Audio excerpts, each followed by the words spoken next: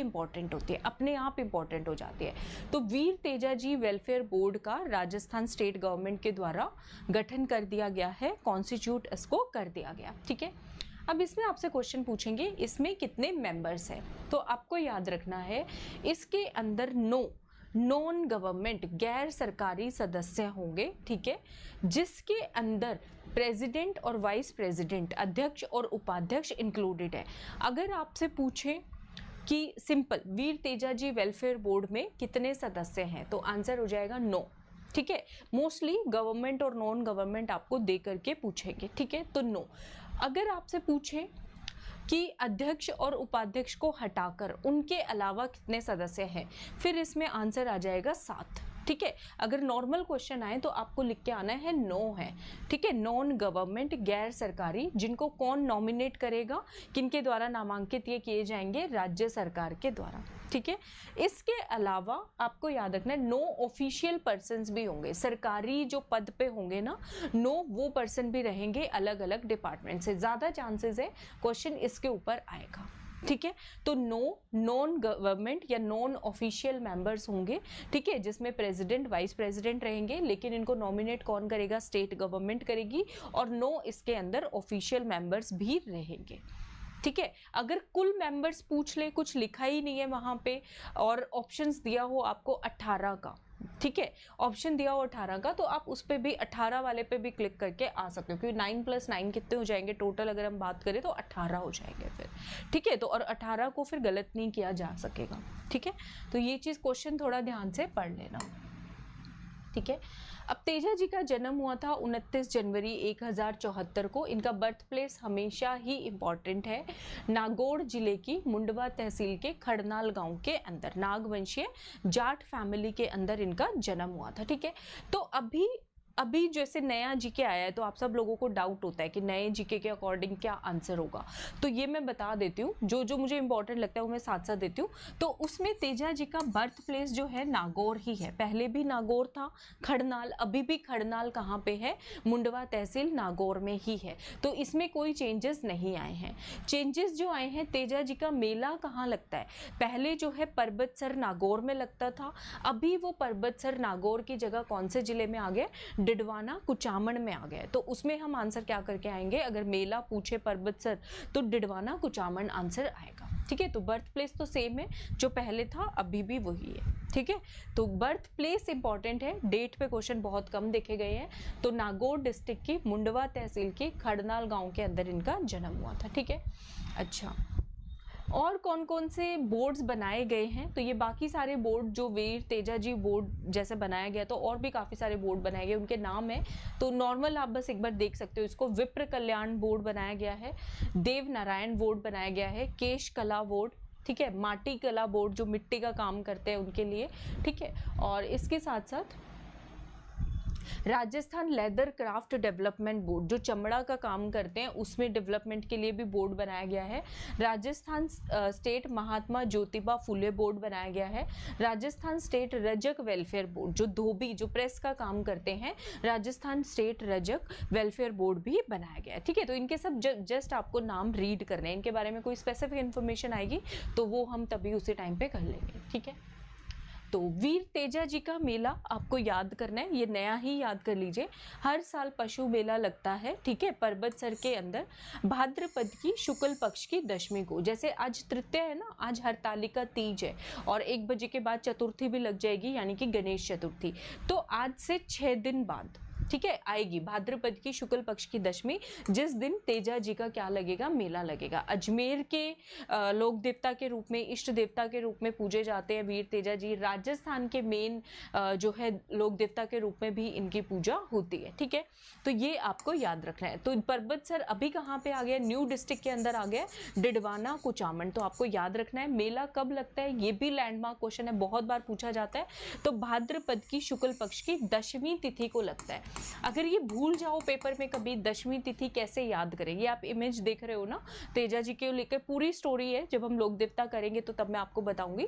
इनकी जिह्वा पे ये स्नेक है, तो इनको सांप के काटने का, अगर किसी को काट जाए तो उन मरीजों का इलाज तेजा जी के भोपों के पास होता है। ठीक है, तो यहाँ पे आप नाग देवता देख रहे हो, आपने सुना होगा एक फेस्टिवल मनाते हैं नाग पंचमी। क्या मनाते हैं? नाग पंचमी। तो तेजा जी का तेज याद करो, नाग देवता से डबल है। कैसा है? डबल। तो 5 दूनी 10 हो जाएगा। तो 10 से आपको दशमी तिथि एकदम से याद आ जाएगा, ठीक है। और तेज मतलब प्रकाश, प्रकाश मतलब लाइट, लाइट मतलब शुक्ल पक्ष ही है। कृष्ण पक्ष में जो है आपको अंधेरा ज्यादा दिखता है, ठीक है। चंद्रमा छिपता छिपता छोटा होता चला जाता है, अमावस्या आती है, और शुक्ल पक्ष में चंद्रमा पूर्ण होता है। तो ये आप इस तरीके से याद कर सकते हो। तेज मतलब लाइट, तो शुक्ल पक्ष हो गया, दशमी तिथि हो गया, और भाद्रपद हो गया, ठीक है। और कहाँ पे लगता है? पर्वत सर में लगेगा। ये चीज आपको याद रखना है। यहाँ तक क्लियर है? ठीक है। तो ये कुछ पॉइंट्स थे जो तेजा जी के बारे में पूछे जाते हैं, ठीक है। ये अपडेट नोटिफिकेशन जो आया था राजस्थान राज्य वीर तेजा जी कल्याण बोर्ड, ठीक है। तो इसमें देखो बताया गया है गैर सरकारी सदस्य 9, एक अध्यक्ष, उपाध्यक्ष, प्रेसिडेंट, वाइस प्रेसिडेंट और सदस्य 7 होंगे, ठीक है। टोटल मेंबर्स अगर पूछे बिना कुछ कहे, नॉन ऑफिशियल अगर आपसे पूछता है, अगर वो उसमें नॉन ऑफिशियल पूछते हैं, गैर सरकारी मेंबर्स या वाइस प्रेसिडेंट का कुछ मेंशन नहीं किया है, प्रेसिडेंट या वाइस प्रेसिडेंट का, तो आंसर आपका 9 आएगा, ठीक है। और अगर पूछे अध्यक्ष और उपाध्यक्ष के अलावा, तब आंसर आपका 7 होगा। टोटल मेंबर्स अगर हम बात करें तो 18 ही हो जाएंगे, ठीक है। तो नॉमिनेशन होगा, और ये वाले सरकारी सदस्य हैं, ठीक है। अलग अलग डिपार्टमेंट से जो है सेक्रेटरीज लिए गए हैं, तो ये इतना ज़्यादा तो नहीं याद करना, बस एक बार मोटा मोटा देख लो कौन से डिपार्टमेंट के सेक्रेटरीज रहेंगे। अतिरिक्त मुख्य सचिव, एडिशनल मेन सेक्रेटरी, या फिर प्रमुख शासन सचिव, मतलब सेक्रेटरीज होंगे, इतना याद कर लो। उद्योग विभाग, इसमें शिक्षा विभाग शामिल है, ठीक है। ग्रामीण विकास विभाग, श्रम रोजगार, देवस्थान विभाग, पर्यटन विभाग, सामाजिक न्याय, सोशल जस्टिस डिपार्टमेंट, ठीक है, सोशल जस्टिस डिपार्टमेंट, ये सारे इसके अंदर शामिल हैं। तो इनका बहुत ज़्यादा रट्टा मारने की ज़रूरत नहीं है, बस आपको थोड़ा सा देखना है कि industry department, education, rural development, labour and employment, देवस्थान डिपार्टमेंट, टूरिज्म और सोशल जस्टिस वाला डिपार्टमेंट इसमें रहेंगे। क्लियर है सबको यहाँ तक? ठीक है, ये बस मैंने इसलिए लिया कि आपको याद अच्छे से हो जाएंगे।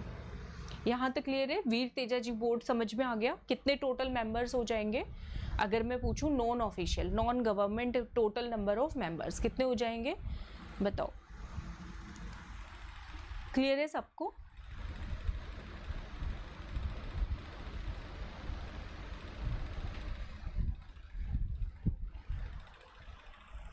ठीक है, चलें नेक्स्ट पढ़ते हैं आगे। अब राजस्थानी लैंग्वेज जो है, हमारी राजस्थानी भाषा है, वो हमारे संविधान की 8वीं अनुसूची, हमारे कॉन्स्टिट्यूशन के 8th शेड्यूल में चली जाए तो इसको लेकर 9 मेंबर्स आएंगे। तो बिल्कुल ठीक, कितने आंसर हो जाएगा इसका? 9 मेंबर्स हो जाएंगे। तो आपको याद रखना है, ठीक है। बहुत टाइम से डिमांड चल रही है कि राजस्थानी लैंग्वेज को 8th शेड्यूल के अंदर जो 22 भाषाएं हैं उसके अंदर शामिल किया जाए, है ना। ये बात चल रही है काफ़ी टाइम से। तो ये अभी जो है हाल फिलहाल करंट न्यूज़ में क्यों न्यूज़ थी? क्योंकि एक कमेटी को लेकर यहाँ पे राजस्थान की जो लेजिस्लेटिव असेंबली है उसमें डिस्कशन हुआ है। तो देखिए, तो कांस्टेंट डिमांड चली रही है राजस्थानी लैंग्वेज को 8th शेड्यूल में शामिल किया जाए, ठीक है। तो पिछले 2 दशकों में एक सेंट्रल गवर्नमेंट के द्वारा एक कमेटी बनाई गई थी कि राजस्थानी लैंग्वेज क्या एलिजिबल है, क्या योग्य है 8वें शेड्यूल में शामिल करने के लिए। तो आपसे उस कमेटी के चेयरमैन पूछ सकते हैं। तो कमेटी के चेयरमैन का नाम है सीताराम महापात्रा, ठीक है। महापात्रा कहाँ पर होते हैं? ये सरनेम आपको मिलेगा उड़ीसा में, ठीक है। तो सीताराम महापात्रा, ठीक है। तो ऐसे याद कर सकते हो इसको, सीताराम महापात्रा जो है भाषा वाली कमेटी के जो है क्या है, चेयरमैन है, ठीक है। तो काफ़ी सारे एफर्ट्स तो चल ही रहे हैं। तो इस कमेटी ने क्या रिकमेंडेशन दिया है, ठीक है। तो इस कमेटी ने, सीताराम महापात्रा कमेटी ने राजस्थानी भाषा को एलिजिबल माना है, ठीक है। आपको ये याद रखना है, Mahapatra committee has considered Rajasthani language as eligible to be included in 8th schedule of our constitution. तो ये तो प्रेजेंट स्टेटस हो गया। महापात्रा कमेटी राजस्थानी लैंग्वेज से रिलेटेड है, ठीक है, सीताराम महापात्रा। और जो है इसको ऐसे भी याद कर सकते हो, सीताराम सेम ही रहेंगे चाहे हम उन्हें कौन सी भी भाषा में लिख लें, ठीक है। हिंदी में लिखें, राजस्थानी में लिखें, ठीक है, तो आपको एकदम से हिट कर जाएगा, ठीक है। सीताराम महापात्रा, उनकी रिकमेंडेशन पॉजिटिव है। अब इससे पहले और क्या क्या एफर्ट्स हो चुके हैं, तो वो ये क्वेश्चन आपसे पूछ सकते हैं कि पहली बार राजस्थान की लेजिस्लेटिव असेंबली में रिजोल्यूशन कब पास किया गया था कि राजस्थानी भाषा को 8वें शेड्यूल में शामिल किया गया? तो ये किया गया था देखो 2003 में। तो ये 2 दशकों से चलती आ रही डिमांड है, ठीक है। तो कब? 25 अगस्त 2003 को। कब किया गया था? 25 अगस्त 2003 को। तो ये डेट आप याद कर सकते हो, ये आपसे पूछ भी सकते हैं, ठीक है। 25 अगस्त 2003 को पहली बार राजस्थानी लेजिस्लेटिव असेंबली ने इस रिजोल्यूशन को पास किया था, ठीक है। ये चीज़ याद हो जाएगी। इसके बाद जो है फिर उसके बाद लगभग हर सरकार के चीफ मिनिस्टर ने इसको लेकर रिक्वेस्ट किया ही किया। यहाँ पे स्पेसिफिक ईयर्स दिए हैं, बाकी हर साल ये रिक्वेस्ट गई है। 2009, 15, 17, 19, 20, 23 ये ईयर्स याद करने की ज़रूरत नहीं है, ठीक है।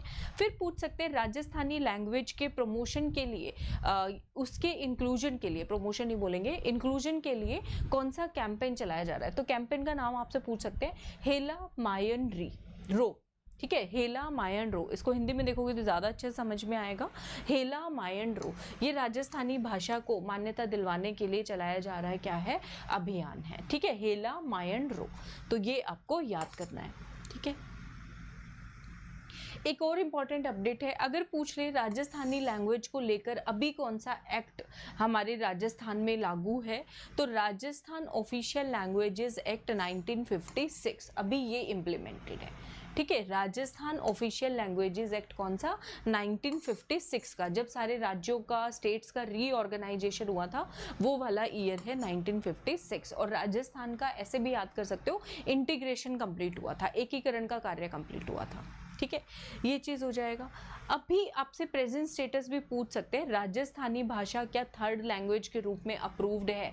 तो ऐसा नहीं है, अभी फिलहाल राजस्थानी लैंग्वेज जो है बोर्ड ऑफ सेकेंडरी एजुकेशन के अंदर एज अ लिटरेरी सब्जेक्ट जो है करिकुलम में ऐड है, ठीक है। अभी अप्रूवल्स चाहिए बहुत सारे इसके लिए, ताकि इसको राजस्थान की तीसरी भाषा जो है घोषित किया जा सके, ठीक है। हेलो रितु, आज आपने कल आई थिंक कॉल किया था मुझे, आज कनेक्ट कर लूँगी मैं आपसे, ठीक है। हाँ, तो आज शाम तक कर लूँगी, तो आपके डाउट्स क्लियर हो जाएंगे, सॉरी, ठीक है। हाँ, तो पूछ लेना आप डाउट्स, ठीक है। हाँ, कल बहुत ज़्यादा थोड़ा सा स्टक थी मैं इधर उधर, किसी के भी कॉल्स पिक नहीं कर पाई हूँ, तो आज कर लेंगे लेकिन, ठीक है। हाँ, निकल गया। आवाज़ सही आ रही है आपको? ठीक है, आवाज़ सही आ रही है? एक सेकेंड।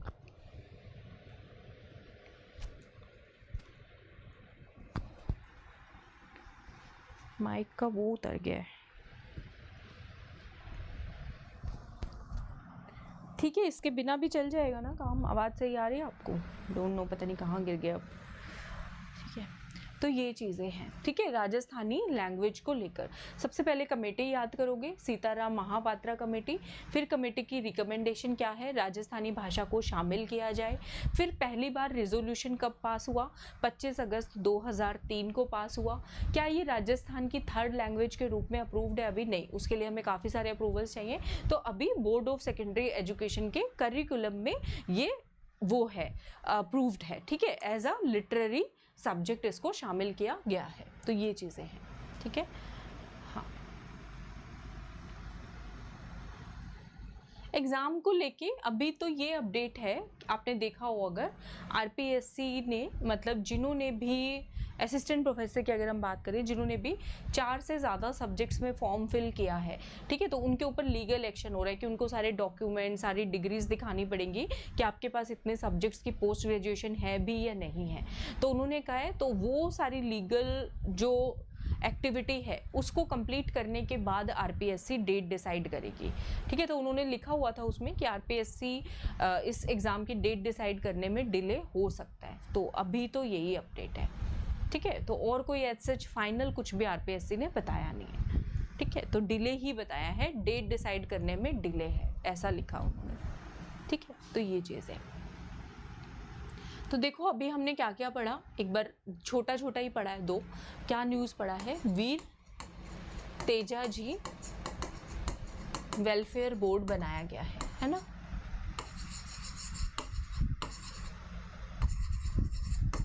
ठीक है, याद कर लोगे इसको, स्टेट गवर्नमेंट के द्वारा बनाया गया। इसमें क्या पूछेंगे आपसे, कितने मेंबर्स हैं? तो 9 जो है नॉन ऑफिशियल मेंबर्स है, ठीक है, और 9 जो है ऑफिशियल मेंबर्स हैं। नॉन ऑफिशियल मेंबर्स में से एक प्रेसिडेंट रहेगा, एक वाइस प्रेसिडेंट रहेगा और 7 अदर मेंबर्स रहेंगे, ठीक है। इनकी अपॉइंटमेंट किसके द्वारा होगी? नॉन ऑफिशियल मेंबर्स की। They will be nominated by state government. ये काफ़ी टाइम से डिमांड चली आ रही थी कि वेलफेयर बोर्ड बने, वेलफेयर बोर्ड बने, तो ये है, ठीक है। अब हमने इनके बारे में पढ़ा, इनका बर्थ प्लेस, ये स्टैटिक जीके का पार्ट है लेकिन यहीं पे कर लो। इनका बर्थ प्लेस 29 जनवरी 1074 में हुआ। ये ईयर में है, एडी ईस्वी में नहीं है, ठीक है। ये चीज़ है, कहाँ पे हुआ आप लोग बताइएगा। डिस्ट्रिक्ट पे क्वेश्चन आ सकता है, नागौर के अंदर। ये खड़नाल पहले भी नागौर में था, अभी भी कहाँ पे पड़ेगा? खड़नाल विलेज, वेरी वेरी इंपॉर्टेंट, ठीक है। और मुंडवा तहसील, और मुंडवा तहसील, ठीक है। अब इनका फेयर पे क्वेश्चन आ सकता है जो कि सुपर डुपर इंपॉर्टेंट है। इनका फेयर पर्वतसर में लगता है, लेकिन ये अभी इसका डिस्ट्रिक्ट चेंज हो गया है, डिडवाना कुचामन डिस्ट्रिक्ट में ये चला गया है। कब लगता है? मैंने आपको निमोनिक से याद करवा दिया, भाद्रपद की शुक्ल पक्ष की 10वीं को ये लगता है, ठीक है। तो ये हमने याद कर लिया। क्लियर है सबको यहाँ तक? इसके बाद हमने पढ़े हैं, क्या पढ़ा है इसके बाद हमने? राजस्थानी लैंग्वेज को लेके पॉइंट्स पढ़े हैं। राजस्थानी लैंग्वेज को साथ के साथ याद कर लो, क्लास में ही याद करने की कोशिश करो। 8th schedule of Indian constitution के अंदर ऐड किया जाए, इसके लिए ये कमेटी जो है सेंट्रल गवर्नमेंट ने बनाई है। ये पॉइंट याद रखना, स्टेट गवर्नमेंट की नहीं है, क्योंकि सेंट्रल गवर्नमेंट को ही अप्रूव करना है वो चीज़। तो सेंट्रल गवर्नमेंट ने कौन सी कमेटी बनाई है? सीताराम महापात्रा कमेटी, मतलब जो इसके चेयरमैन हैं।